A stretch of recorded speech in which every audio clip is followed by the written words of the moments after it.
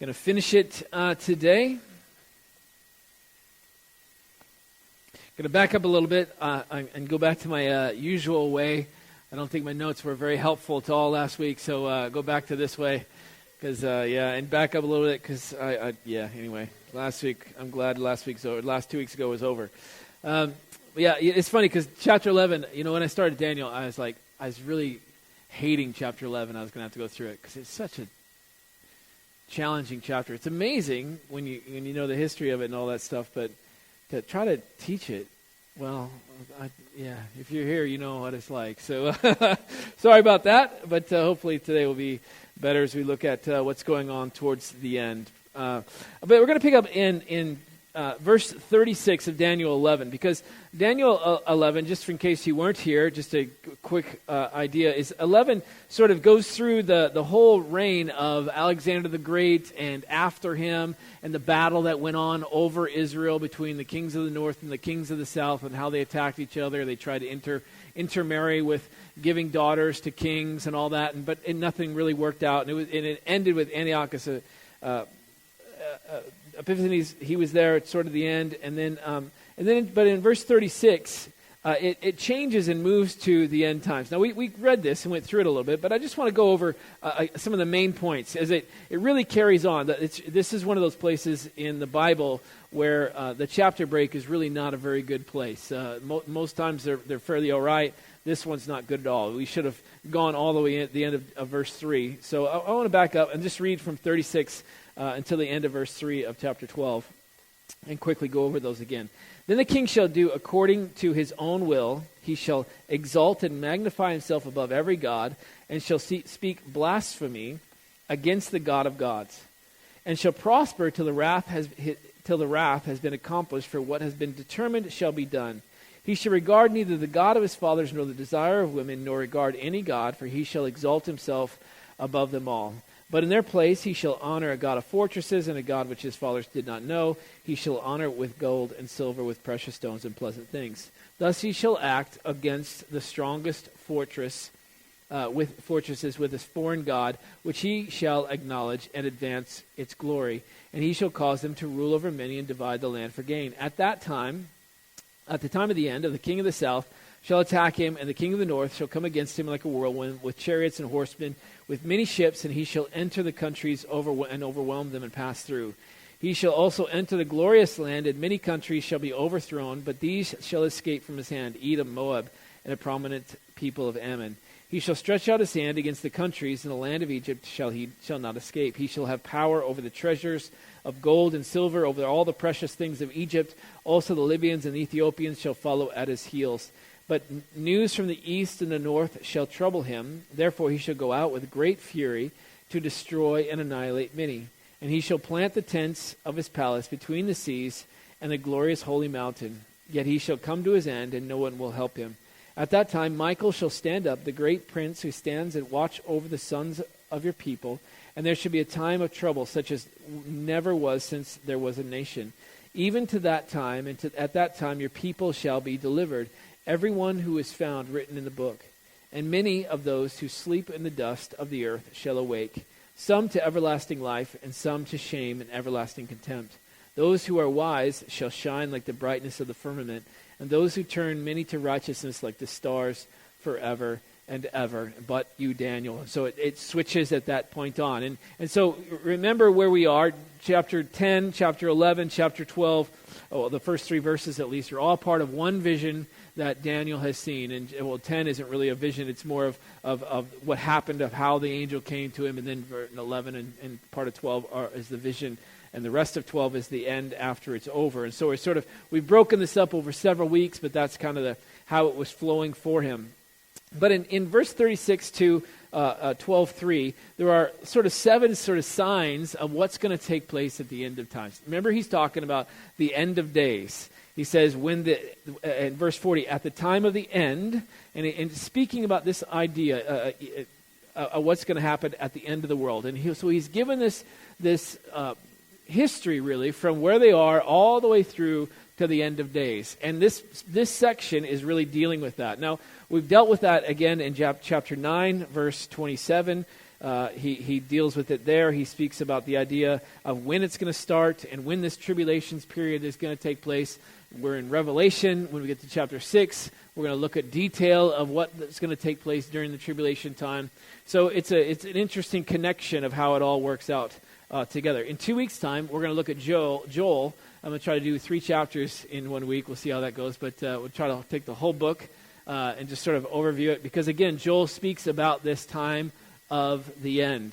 Now, the point of what I tried to do last time, which I think I failed miserably at, but my point of what I was trying to do was to show how specific the Bible is in prophesying things that, from Daniel's perspective, was future. From our perspective, it's history. And so as God was so specific about the kings of the north and the kings of the south and how they would intermarry, how they would battle, and he got it right every single time, every single step of the way. In fact, so much so that Daniel is often thought of not written by Daniel at all, but written after the fact totally. Because how could anybody be so clear with what he wrote in Daniel 11? So I tried, as I said, to do that because in verse 36 onwards, it's still future. And 36 onwards, we're like, well, this hasn't happened. How do we know this is going to happen? Well, we know this is going to happen is because Daniel 11 happened. And that was historical. And therefore, this will be part of history, though still future to it from us today. So what does he say? What does he say about the time of the end? In this section, he gives us sort of an overview of some of the things that are going to be taking place during that 7-year period.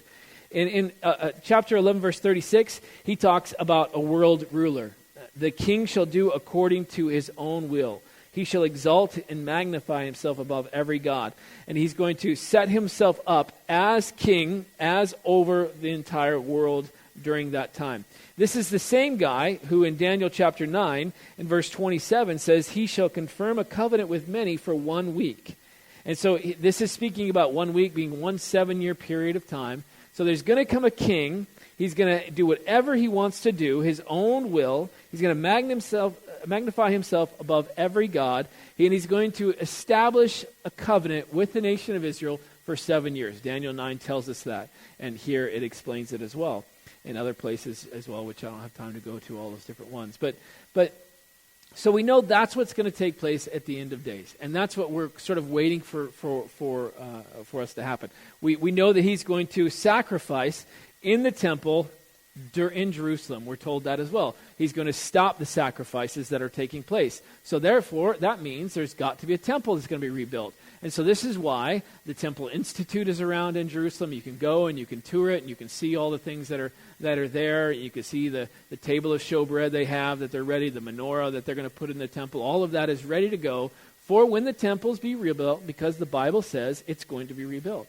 And so this one world ruler is probably going to come and he's going to make a covenant with the nation of Israel to reestablish the temple in Jerusalem and set up this last 7-year period. That's what the Bible speaks about here. Now, during that same time, not only is it going to be a world ruler, but it says that there's going to be a world religion, where he talks about this whole idea of in his kingdom, he's going to exalt himself above every god, which his fathers did not know, and he shall honor with gold and silver and precious stones, verse 38, and pleasant things. And so he's going to set up a different god or a different system of religion during that time. Again, you have the false prophet in Revelation, which we're going to get to when we get there to that chapter in our Sunday morning study, where we're going to see that idea of the final world system that's going on, religious system at that time. Mystery Babylon is what it's called in Revelation. So we know that's going to take place. So he gives us an overview of that, what's going to happen during the last times. He also tells us there's going to be a world war. In 1140 to 44,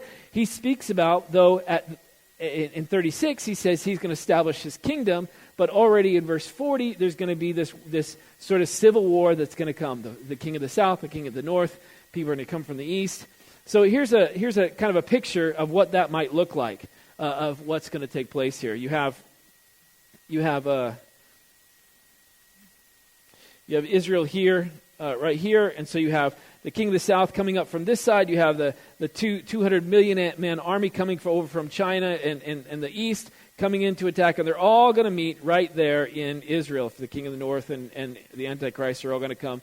And that's going to take place in Armageddon. That's what he's laying out here in 40 to 44 as he goes through this. And so during that time, there's going to be a world war. Now, that is going to be fought at the end of times. We know that Jesus is going to return, and at that time, it was the world war is taking place. They're all going to turn their weapons on Jesus as he comes out of heaven, and they're going to attack him, and he's going to come and destroy them all at the end. Again, we'll see that in Revelation when we get there.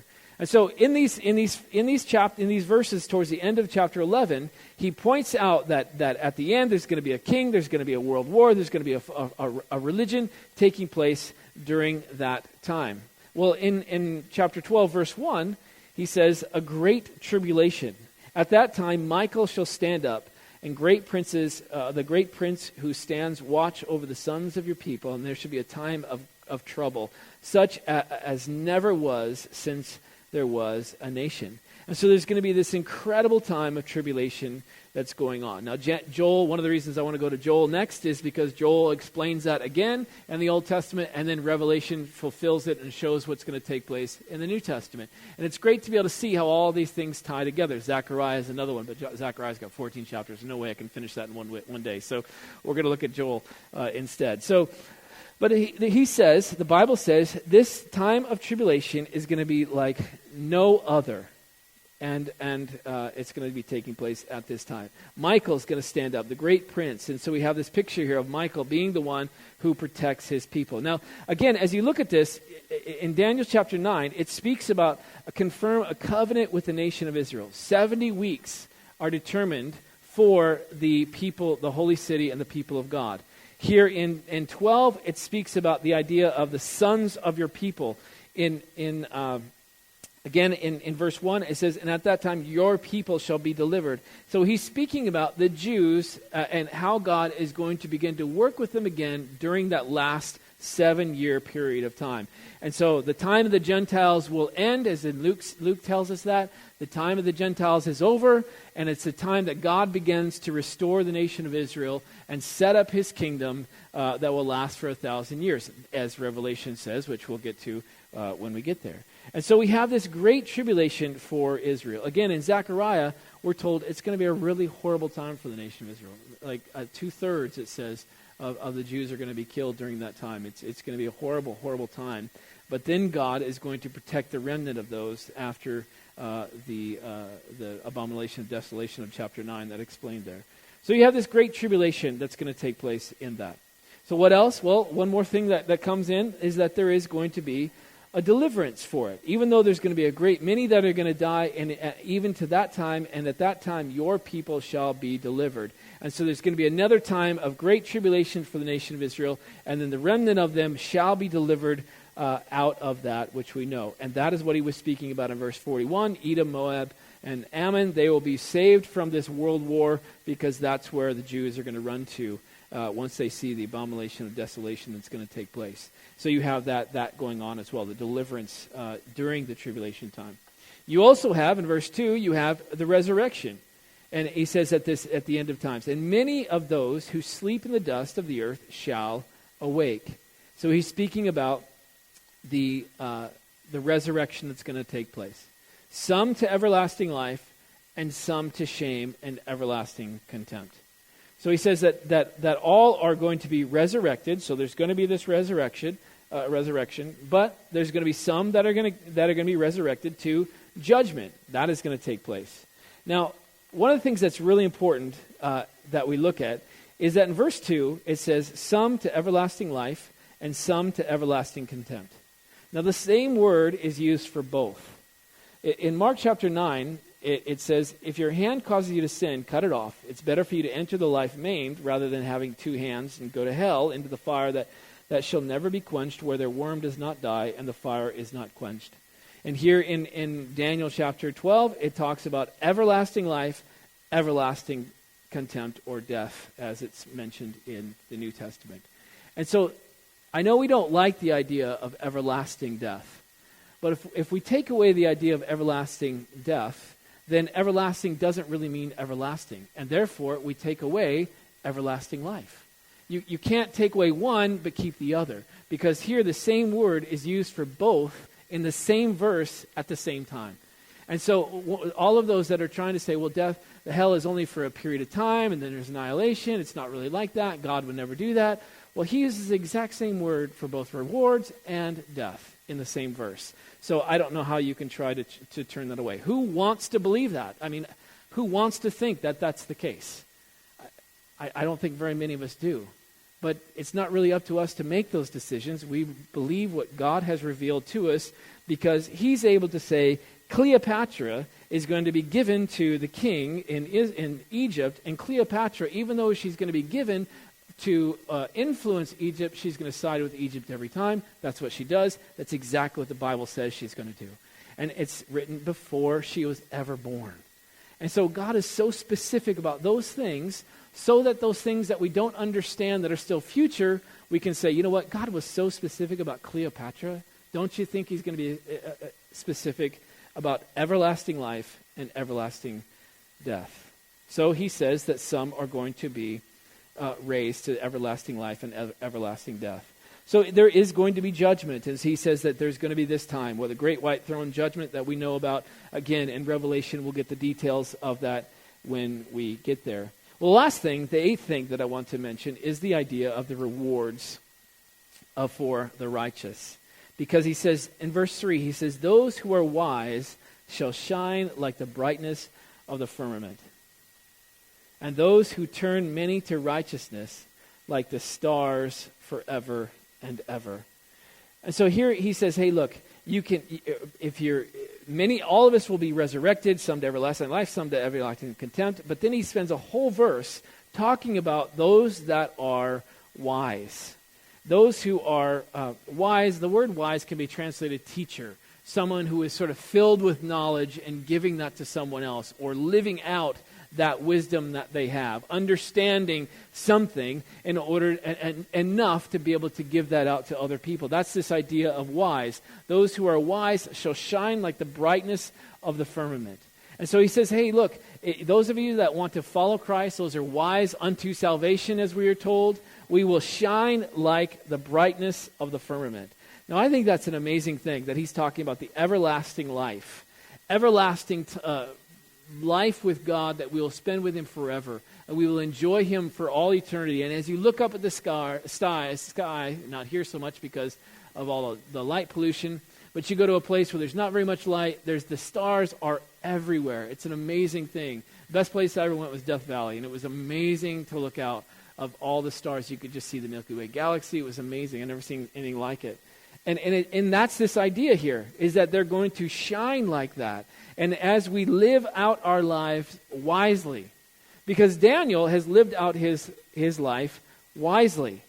And he is here at the end of his life, and there's this promise to him that he is going to shine brightly. Now, it doesn't mean that Daniel's life was easy, was it? You know, he got thrown in the lion's den. He was almost going to be killed because he was a wise man in the dream. He risked his life of eating the green and the vegetables rather than the meat because it was offered to idols. He risked his life at that point. He was taken as a slave from his homeland, and all of that, and all through it, he lived wisely.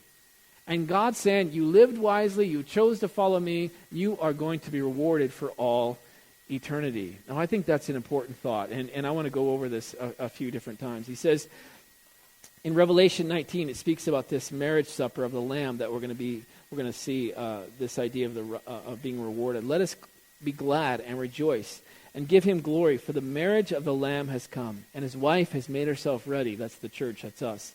And to her it was granted to be arrayed in fine linen, clean and bright, for the fine linen is the righteous acts of the saints. Then he says to me, right, blessed are those who are called to the marriage supper of the Lamb. And he says, these are the true sayings of God. And he speaks about this idea of being dressed in this bright linen and clean and fine and being with God there, enjoying the marriage supper of the Lamb. So he has this rewards with him. Now, we know that in heaven we're going to have crowns. Revelation chapter 4 speaks about that. He says the 24 elders fell down before him who sits on the throne and worships him who lives forever and ever and cast their crowns before the throne. And so you have this picture there in Revelation chapter 4, which we'll probably, I don't know if we'll get to next, no we won't, we're only going to get the first verse. So we won't get it this week, but maybe next week we'll get there. But the 24 elders are there and they're casting their crowns before God. And many people, and myself included, would say that they're representative of the church that's there. They're casting out their crowns, and we'll get to that, why I believe that when we get to Revelation. But it's not just mentioned there. I mean, it's told in other places as well. 1 Peter chapter 4, when the chief shepherd appears, you will receive the crown of glory that does not fade away. Again, this idea of everlasting. It will not fade away. And he speaks about those guys that are living out their faith and being shepherds of the flock and doing it faithfully. They will receive their crown of glory. Not just that, we have the crown of righteousness. He says, finally, there is laid up for me a crown of righteousness, which is the Lord, the righteous judge, will give to me on that day, and not to me only, but also to all who have loved his appearing. So just as the 24 elders have crowns, he says, hey, you're going to have crowns, not just me, but all those who have loved his appearing. James chapter 1, he says, blessed is the man who endures temptation, for when he has been approved, he will receive the crown of life, which the Lord has promised to all those who love him. And so the New Testament explains this idea of shining brightly in the firmament, this idea of the rewards that come when we live wisely under salvation. When we receive that which God wants to give, we have these, in the New Testament, they're pictured as crowns of glory, of righteousness, the crown of life given to us. And then when we get to heaven, we see that we're really here because of Christ. Here you go, have my crown, and we throw it before him because he's actually worthy of it. So you have this picture of what's taking place during this last end times period. You have the king, you have the world religion, you have the war, you have the time of trials, you have the resurrection, the judgment, the rewards, all of that's taking place. And so he gives this sort of overarching sort of umbrella of what's taking place during that time, that Revelation fills in the details of what that actually is going to look like, how it's going to play out. And that's why we're studying Revelation and Daniel together, to sort of put these two together for that. So he says, and then he goes on, and those who turn many to righteousness like the stars forever and ever. But you, Daniel, shut up the words and seal the book until the time of the end. And so here Daniel is writing these things, laying these things down, and then he's told, I'm not going to tell you what it actually means. I want you to seal this book until the time of the end. Now, I guess I'm pretty selfish because I would hate that.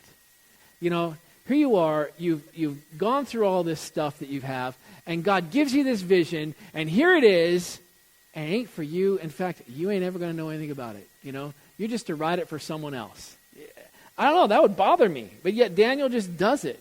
And I think that's important because God often tells us to do things that really don't have any effect upon me at all, in the sense that it's not for me. I'm to go and do something for someone else. I'm supposed to say this because it's going to bless somebody else. It's going to challenge somebody else. That's why we have these times of waiting in the Lord, or we talk with one another, or we give to one another, because it doesn't bless me necessarily, but God gives you a word to give to somebody else. That's what Daniel is doing. And he comes to the end of it, and God says, this ain't for you, Daniel. Shut it up. Seal the book. But still give it. Still go through the trials and tribulations. Still go through the trouble that he went through in order to get that. Still be faithful to give that word, even though it's not really for you to understand. And he says this until the time of the end. And so this is what's going to take place at the time of the end. He says, many shall run to and fro, and knowledge shall increase. So he says it looks like that you're to seal the book until this is taking place. They run to and fro, and knowledge shall increase. Now, what does that mean? Run to and fro, and knowledge shall increase. Well, Jeremiah 5:1 says, uses the same term, run to and fro. And so he says, run to and fro through the streets of Jerusalem, see now and know, and seek in her open places if you can find a man, if there's anyone who executes judgments, and so on and so forth. And so the point of this is the idea that Jeremiah has been told to run to and fro through the city. The idea there is they are going back and forth. It's not figuratively. They are to go through the streets and they are to look for people as they would walk around Jerusalem. And so the picture is not just something that's in their mind, but they're actually going out and doing that. And so you have, I don't know, I think I read 5 different interpretations of what this actually means. And different guys would say different things. I'll give you a couple of them. Now, the one that's probably the most recent, I guess, I don't know, from the guys I read, a lot of them are still alive today, they would sort of look at this as saying, talking about running to and fro and knowledge shall increase. That's talking about the modern day that we're in. In a couple of weeks' time, I'm going to get on a plane. I'm going to be in California in 10 hours. I'm going to get on another plane and go to Arizona. Get on another plane, go to Utah, and do the same thing on the way home. And it's going to take me about 15 hours of travel time. That just never happened until the last 50 years. You know what I mean? It just didn't happen. I mean, a little bit before that. And so we are running to and fro all over the world. And so a lot of people say that's what this is talking about. The fact that he is talking about the modern day or where we are today, that people are going all over the place. I've talked about going to Ireland for a day. I go the other side of Ireland and back in one day. I wake up in my bed, I go to bed, and go back in my bed in one day. That just blows my mind every time I do that. It's just like, I'm in Galway. I was in Mansfield. I'm going to be back in Mansfield tonight. It's just crazy what's happens today. We are running to and fro. So a lot of people think that's what it's talking about. Knowledge shall increase. The idea that we are, knowledge is increasing exponentially. We can pretty much do anything we want to do. What was it? Just recently, the first baby was born, I think it was. It has 3 parents or something like that. So, you have that beginning to take place. You can pretty much do anything you want to do today. We can do it all. We have the knowledge for so many things. It's amazing. And so a lot of people think that's what it's talking about. Others, more of the older writers, are saying that this is talking about people are going to run to and fro looking for the answers to these prophecies. The knowledge shall increase is that we will begin to see and understand what these prophecies are talking about. Like I tried to do 2 weeks ago, like we're doing now, is that we're trying to understand what they actually mean. We're looking out and saying, look, Iran, Russia, Syria, they're having a pact for the first time ever. They're actually getting on, and that's what the Bible says in Ezekiel 38. We're seeing it take place now. Wow, and that's what's talking about. They're running around looking for these answers. Knowledge is increasing, we're understanding this. So that's kind of what they're talking about. Others say it's other things like the gospel going forth. Knowledge shall increase of God, and that is that people are taking the gospel all over. They're going all over the world to take the gospel. Well, that happened. And these writers, most of them wrote during the missionary zeal period, the Philadelphian period of the 1800s. They kind of said it's that time. It's now because people are running all over the world sharing the gospel. Knowledge is increasing of God. Therefore, we're seeing the fulfillment of this. And so every generation looks at our generation and says, it's this. That's what's happening now. This is what's taking place where we are now. But what we do know is that we've never been closer. So we shall run to and fro, and knowledge shall increase. So Daniel says he's to seal this up. But we are beginning to understand how these things take place. And to seal the book until the time of the end. Like Revelation is not a sealed book, but there are some things in there that just did not make sense until the modern day. Buying and selling without any money. That just did not make any sense until the last 50 years. All of a sudden, you can actually do that. And most of us, I rarely pay cash anymore. I buy everything on my card. We're already beginning to move that way. And it's only in these recent times that we're beginning to understand what is possible, how the Bible might be fulfilled. I'm not saying that is its way, but you can see these things beginning to take place. So Daniel's to seal these things up. So what happens in verse 5? Daniel looked, and there stood 2 others, one on this riverbank and the other on that riverbank. And so he begins to see these angels again. One said to the man clothed in linen, who was about the waters of the rivers, how long shall the fulfillment of these wonders be? Then I heard the man clothed in linen, who was above the waters of the river, when he held up his right hand and his left hand to heaven, and swore by him, and lives forever, that it should be a time, times, and half a time. And when the power of the holy people have been completely shattered, all these things shall be finished. And this is, again, speaking about this horrible time for the nation of Israel during that last 3.5 periods of the tribulation time, when the Antichrist is going to break his pact with the nation of Israel and just destroy them and do all that he can to wipe out the Jewish people again. That God is going to protect some of them, but many, many of them are going to be killed during that time. And so he says this, again, 3.5 periods, time, and a half a time. Time, times, and a half a time. Although I heard, I did not understand. Then I said, my Lord, what shall be the end of these things? And he says, go your way, Daniel, for the words are closed up and sealed to the end of the time of the end. And so again, Daniel was like, hey, can you explain this to me? Nope. Not for you. You just give it. And let God do what he wants to do with the word he speaks. Many shall be purified. And so here, I believe verse 10 is speaking about the church age. Many shall be purified, made white and refined, but the wicked shall do wickedly, and none of the wicked shall understand, but the wise shall understand. So again, he speaks about this idea of the wise shall shine brightly, the wise shall understand. Spiritual things are not understood by the world, which we're told in the New Testament. It's foolishness, it's a stumbling block, we're told, to the Jews. It's foolishness to the Greek or the Gentiles. And so when you talk about, hey, you want to be saved? Come to Jesus Christ. He died on the cross for your sins. That's stupid, and they just don't understand. That's what he's saying here. But many shall be purified. Many shall come to Christ. This great revival that will take place in people becoming alive and knowing Christ will happen before the end.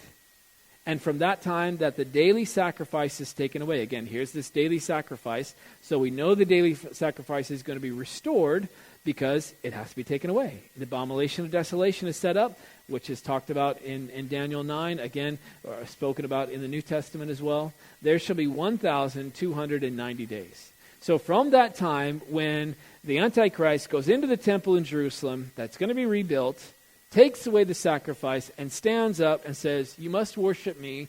The eyes of the Jewish people are going to be opened, and they're going to realize, what have we done? We've missed our Messiah. They're going to come to Christ. They're going to recognize him they've pierced. That's Christ dying on the cross that they pierced. They're going to come to him in droves, and he is going to come against them in horrible ways. From that moment on, 1,290 days later, that's the rest of the tribulation period. Blessed is he who waits and comes to 1,335 days. Well, I thought he said 1,290 days. Well, what does that mean? I have no idea. I mean, there's different opinions. This is one of the great things about prophecy. You can just make it up, because it's hilarious. You listen to.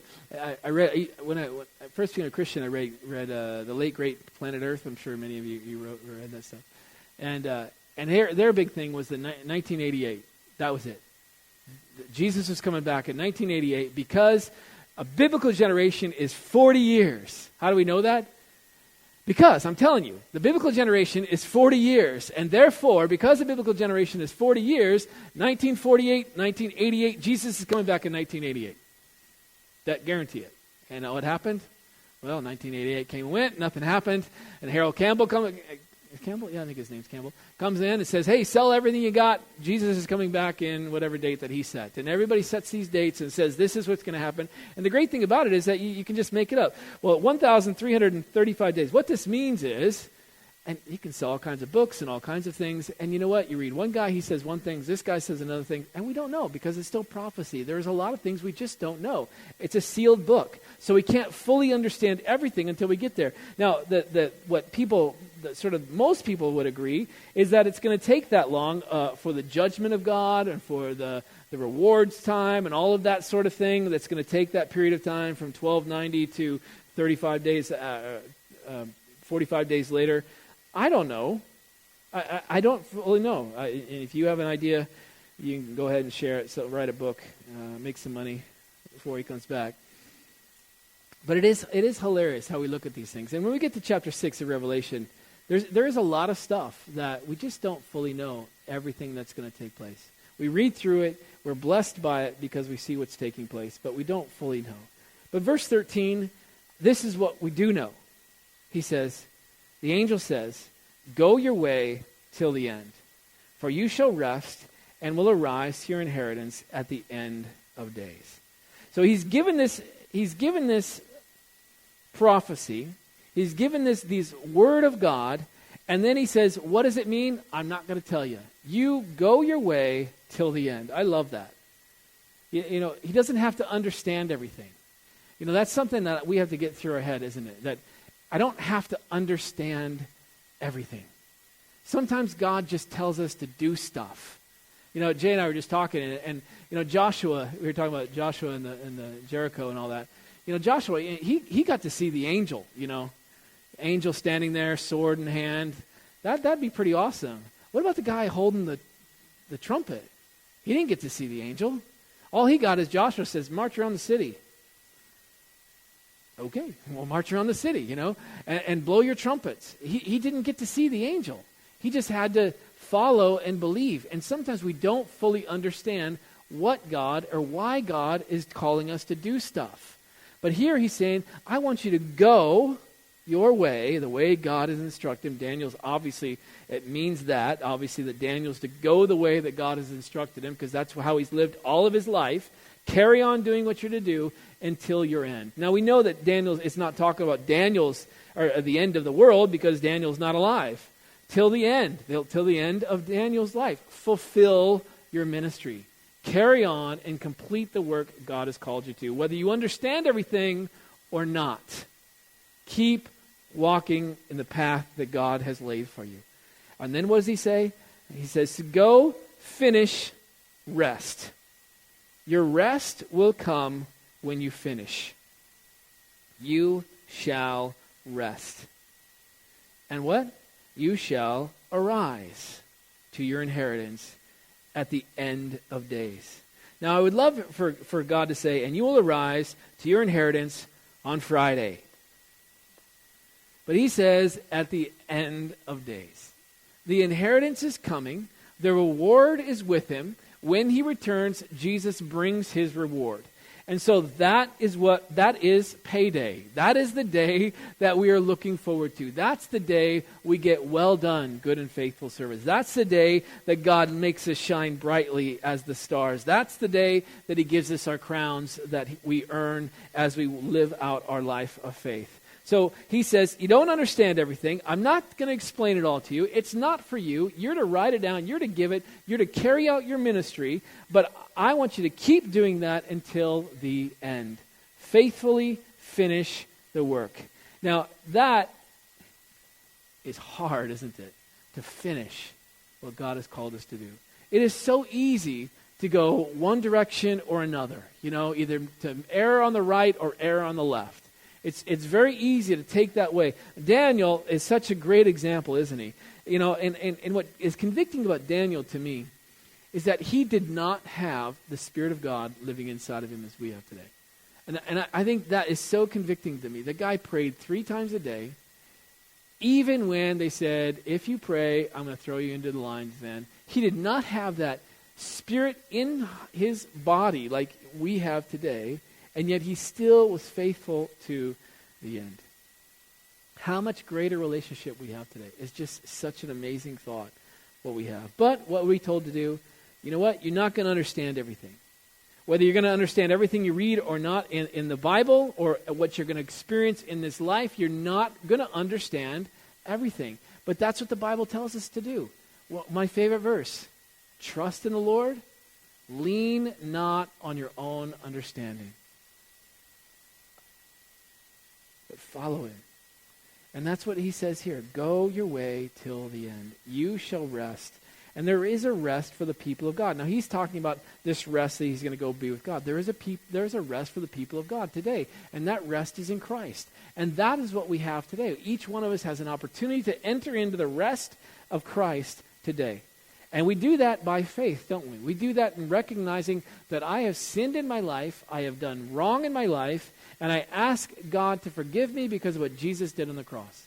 And as I trust him for that and ask him to come into my life, he gives us that rest. Instead of a Sabbath day rest that the Jews would celebrate, we get to celebrate the rest of God every single day of our life.